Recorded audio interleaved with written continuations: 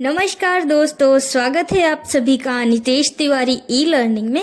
इस वीडियो में हम 12th क्लास के सेकेंड चैप्टर राजा किसान तथा नगर के 5th पार्ट को करने वाले हैं। इससे पहले की वीडियोस मैंने ऑलरेडी डाल रखी है, आप उसे जाके देख सकते हैं।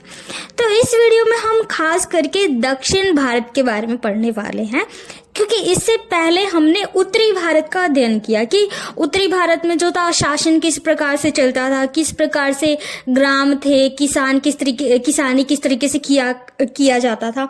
मतलब ओवरऑल वहाँ के मतलब रहन सहन जो शासन थे वो किस तरीके से शासन किया करते थे। जैसे चंद्रगुप्त मौर्य थे, बिंदुसार थे, अशोक थे, ये किस तरीके से अपना साम्राज्य चलाते थे। तो इस सारी चीज़ों का अध्ययन हमने कर लिया है, इसकी वीडियो मैंने डाल दी है। अब हम दक्षिण भारत के बारे में पढ़ने वाले हैं कि जो दक्षिण भारत है उसमें किस तरीके से जो शासन था वो चलता था और जो शासन चलाने के नियम क्या क्या थे। तो सबसे पहले हम बात करेंगे सातवाहन, चोल, चेल और पांडल्य की। तो हम जानेंगे कि ये जो चोल, चेल, पांडल्य और सातवाहन थे ये किस तरीके से कार्य किया करते थे।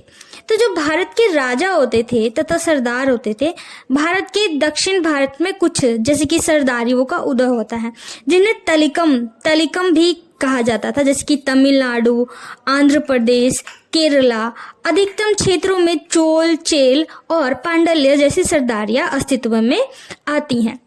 यहाँ पे राज्य काफी जो थे वो समृद्ध थे, यानी कि जो दक्षिण भारत के जो राज्य थे वो क्या थे, बहुत ज्यादा समृद्ध थे।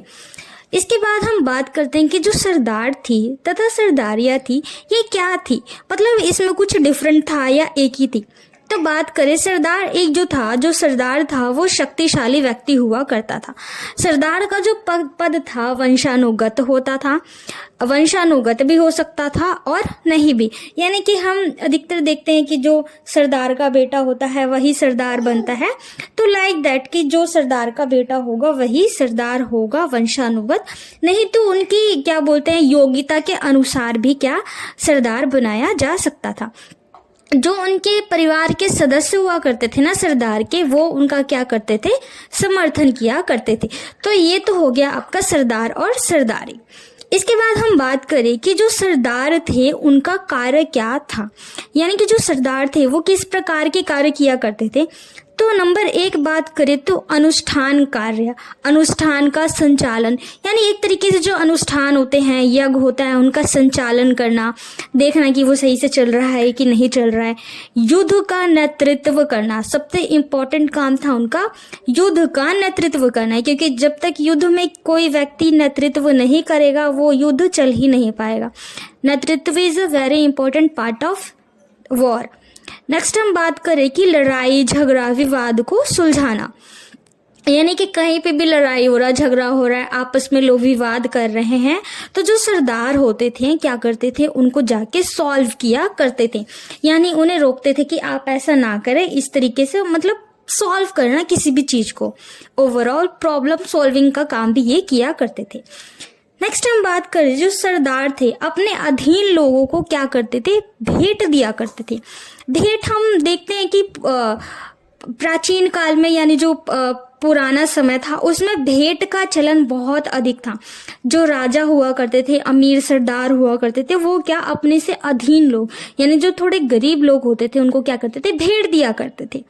नेक्स्ट बात करें अपने समर्थकों से उस भेंट को बांटा दिया जाता था, यानी वो खुद ना जाकर जो उनके समर्थक होते थे उनको, जैसे कि जो भी है सोना चांदी, चाहे अनाज हो गए, चाहे कुछ भी खाने की चाहे कीमती चीज हो गई, तो उसको खुद ना जाके जो उनके समर्थक होते थे उसके हाथों से क्या करते थे, बंटवा दिया करते थे।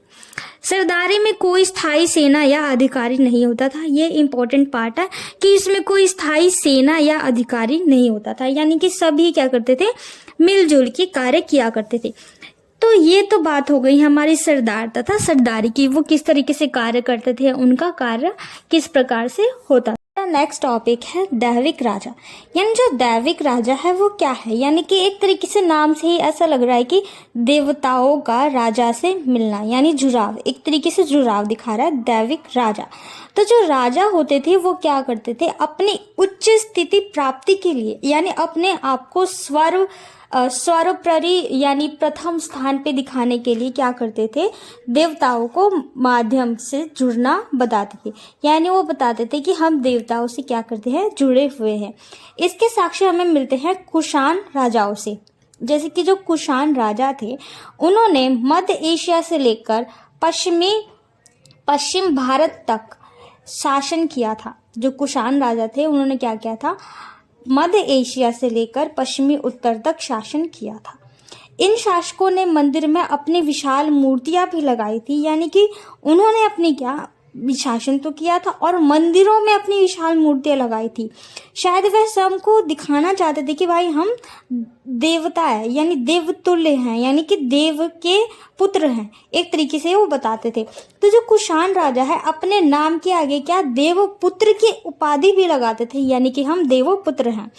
कुषाण काल के सिक्के, अगर हम कुषाण काल के सिक्के देखें तो उसमें एक तरफ राजा और दूसरी ओर देवता का चिन्ह होता था।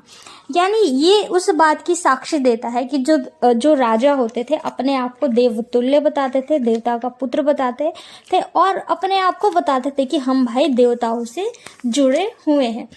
तो दैविक राजा हमें ये बताता है। इसके साथ ही हम और चीज़ों के बारे में बात करें तो उत्तर प्रदेश में मसूरा के पास जो माट है, माट में एक देव स्थान है जहाँ पर कुषाण राजा की विशाल मूर्तियां मिली हैं, यानी उसके साक्ष्य भी मिले हैं हमें।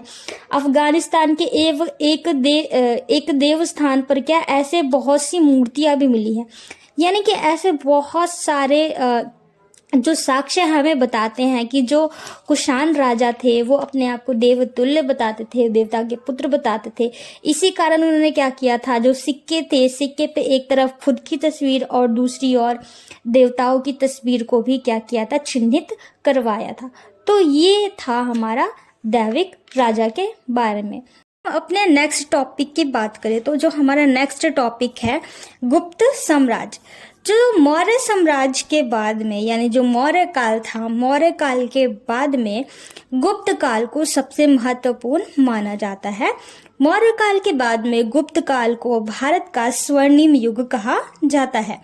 गुप्त साम्राज्य की स्थापना की बात करें तो इसकी स्थापना श्री गुप्त द्वारा लगभग 275 ईस्वी में की गई थी। गुप्त काल की राजकीय भाषा जो थी वो संस्कृत थी। और यही बात करें कि जो गुप्त काल था उसमें सिक्के किस धातु के बनाए जाते थे, तो गुप्त काल में अधिकतर जो सिक्के होते थे सोने के बनाए जाते थे। नेक्स्ट हम बात करें कि गुप्त वंश के शासक कितने थे और कौन कौन थे। तो कुल यहाँ पे 8 शासकों का वर्णन किया गया है। प्रथम हम शासक की बात करें तो श्रीगुप्त ने ही गुप्त साम्राज्य की स्थापना की थी। दूसरे थे घटोत्कच और तीसरे थे हमारे चंद्रगुप्त प्रथम और चौथे थे हमारे समुद्रगुप्त और पांचवे थे चंद्रगुप्त द्वितीय और छठे थे कुमारगुप्त प्रथम और सातवें थे स्कंदगुप्त और आठवें हमारे थे विष्णुगुप्त। तो इस तरीके से जो गुप्त वंश थे उनके शासकों का क्या किया गया है, वर्णन किया गया।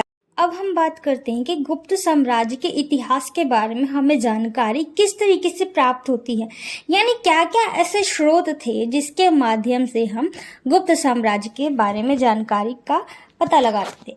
तो जो गुप्त साम्राज्य थे उसके इतिहास के बारे में हम क्या करते थे, कवि साहित्यों स्रोतों, जो कवि साहित्य थे उनका स्रोत लेते थे।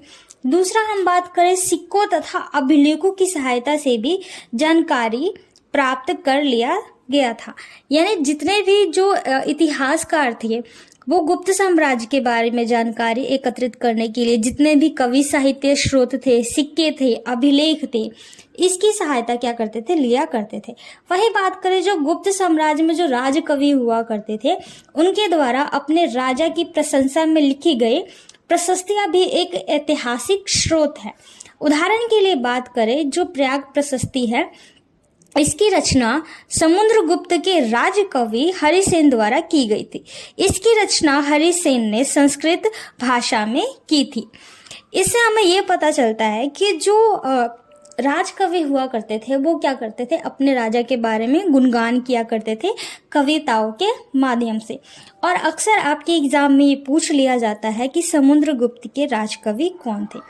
तो ये आपके लिए क्या हो जाता है, बहुत ज़्यादा इम्पोर्टेंट हो जाता है। तो आपको याद करके रखना है कि समुद्रगुप्त के राजकवि कौन थे, हरिसेन। नेक्स्ट हम बात करें जनता में राजा की छवि। जो जनता थे यानी जो लोग थे, उनमें जो राजाओं की छवि थी वो किस प्रकार से हुआ करती थी, यानी वो अपने राजा को किस रूप में देखा करते थे। जनता राजा के बारे में क्या सोचती थी, इसके बारे में प्रमाण नहीं मिले। यानी जो जनता थी वो राजा के बारे में क्या सोचती थी, इसके प्रमाण अभी तक नहीं मिले। ऐसे में इतिहासकारों ने जातक तथा पंचतंत्र जैसे ग्रंथों में दी गई कहानियों की समीक्षा करके पता लगाने का प्रयास किया कि जातक कथाएं पहली सहस्राब्दी ईस्वी में मध्य पाली भाषा में लिखी गई थी। तो यानी कि जो जनता थी वो राजा के बारे में क्या सोचती थी, इसका प्रमाण अभी तक मिला नहीं। लेकिन कुछ ऐसी चीजें थी, ग्रंथ थी, जैसे कि जातक तथा पंचतंत्र जैसे ग्रंथ दी गई थी जिसमें कहानियों की समीक्षा करने से पता चलता है, जो कि मध्य पाली भाषा में लिखी हुई थी। अब हम उदाहरण की बात करें, इसमें उदाहरण दिया गया है गणतिन्तु जातक नामक कहानी। तो इसमें बताया गया है कि एक कुटिल राजा ने उसकी प्रजा किस प्रकार से दुखी थी। यानी उसमें बताया गया कि एक कुटिल राजा के कारण प्रजा किस प्रकार से दुखी थी। बूढ़ी महिला, पुरुष, किसान, पशुपालक, ग्रामीण बालक, यहाँ तक कि जानवर भी इसमें शामिल थे। जब राजा अपनी पहचान बदलकर प्रजा के बीच में पता लगाने गया कि लोग उसके बारे में कैसे सोचते हैं, तो सबने उसकी बुराई करनी शुरू कर दी। लोगों ने शिकायत की कि रात में डकैत लोगों पर हमला करते हैं तथा दिन में राजा के अधिकारी टैक्स इकट्ठा करने के लिए आते हैं, इसलिए लोग गांव छोड़कर जंगल में बस गए थे। तो इस तरीके से हमें पता चलता है कि जो जातक कहानियां थी उनमें बताया गया है कि जो राजा थे एक तरीके से क्रूर हुआ करते थे। जैसे कि उन्होंने बताया कि जो राजा होते हैं उनका काम होता है अपनी प्रजा की रक्षा करना तथा यज्ञ करना तथा एक तरीके से युद्ध में जाना। तो जो राजा था ये किसी भी प्रकार के कार्य को नहीं करता था। इस कारण से जो क्या थे, जो लोग थे वहाँ के दुखी थे। तो इस तरीके से जो जातक ग्रंथ है उसमें जनता है वो लोगों के मतलब बताते हैं कि वो राजा के बारे में क्या सोचते हैं, उनकी छवि किस प्रकार से बनी हुई है एक राजा के बारे में। अब हम अपने नेक्स्ट टॉपिक की बात करें तो हमारा जो नेक्स्ट टॉपिक है वो है उपज बढ़ाने के तरीके। यानी कि गुप्त काल में किस तरीके से उपज बढ़ाने के तरीके अपनाए गए थे, यानी गुप्त जो काल था उसमें क्या क्या तरीके थे जिससे कि उपज बढ़ती थी। तो पहला था लोहे के फल का प्रयोग। यानी जो लोहे के फल होते थे वो जमीन में धंस के सीधे जमीन को फाड़ते थे जिससे कि जो उपज थी वो अच्छी होती थी। दूसरा बात करें सिंचाई के लिए कुएं, तालाब और नहरों के पानी का प्रयोग होता था। तीसरा क्या होता था, जो पर्वतीय क्षेत्र थे उसमें क्या खेती के लिए कुदाल का प्रयोग होता था। ऐसे समतल जमीन के लिए तो उसके लोहे के फल का प्रयोग, हल का प्रयोग होता था। लेकिन पर्वतीय क्षेत्र में क्या होता था, कुदाल का प्रयोग किया जाता था क्योंकि कुदाल को चलाना आसानी होता है किसी भी स्थान पे। चौथा बात करें तो जो गंगा घाटी थी, जो गंगा घाटी के जो मैदान थे वहां पे जो धान की रोपाई थी ना वो अच्छी होती थी, क्योंकि हम सभी जानते हैं कि जो गंगा घाटी है वहां पे जलोढ़ मृदा पाई जाती है और जलोढ़ मृदाएं क्या होती है, उपज बढ़ाने का कार्य करती है, बहुत ज्यादा उपजाऊ होती है। तो इससे क्या हुआ था, जो धान की खेती थी ना, धान की रोपाई थी वो क्या करती, बढ़ गई थी। नेक्स्ट हम बात करें, नेक्स्ट टॉपिक है हमारा ग्रामीण समाज में विभिन्नताएं। यानी जो ग्रामीण समाज था उसमें विभिन्नताएं किस प्रकार से थी। तो इसमें बताया गया है कि जो कृषि थी, नई तकनीकें अपनाने के बाद उपज जरूर बढ़ी, यानी कि जो कृषि थी उसमें नई तकनीक बढ़ाने के बाद उपज जरूर बढ़ी, लेकिन क्या हुआ, इसका लाभ सबको नहीं हुआ। उपज तो बढ़ी लेकिन इसका लाभ सबको नहीं हुआ, ये कुछ लोगों को ही हुआ। खेती से जुड़े लोगों में भेद बढ़ता जा रहा था। जाहिर सी बात है, जिन लोगों की उपज ज़्यादा बढ़ेगी वो अपने आप को ज़्यादा अच्छा महसूस करेंगे, और जिनकी खेती कम होगी वो अपने आप को लो समझना शुरू कर देंगे। नेक्स्ट, बौद्ध कथाएं थी। जो बौद्ध कथाएं थे उसमें भूमिहीन किसान तथा जमींदार का उल्लेख किया गया है। इसका हमें पता चलता है बौद्ध कथाओं के माध्यम से, यानी जिसके पास ज़्यादा जमीन होती थी, ज़्यादा उपज होता था, वो जमींदार हुआ करते थे, और जिनके पास कम जमीन होती थी वो क्या हुआ करते थे, किसान हुआ करते थे। पाली भाषा में, जो पाली भाषा थी उसमें गहपति शब्द का प्रयोग छोटे किसान और जमींदार के लिए किया जाता था। जो गहपति है उसमें छोटे किसान और जमींदार के लिए किया जाता था।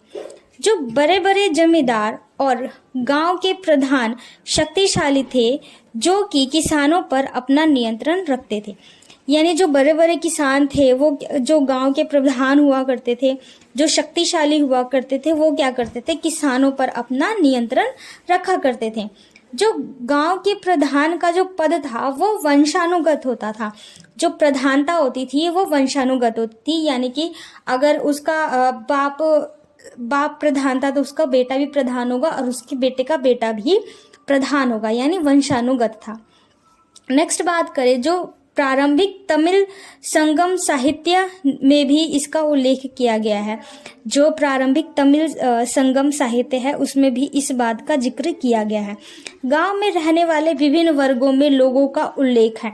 जो गांव में जितने भी लोग रहते थे उनका क्या किया गया है, उल्लेख किया गया है, बताया गया है कि वो किस तरीके से भिन्न हुआ करते थे।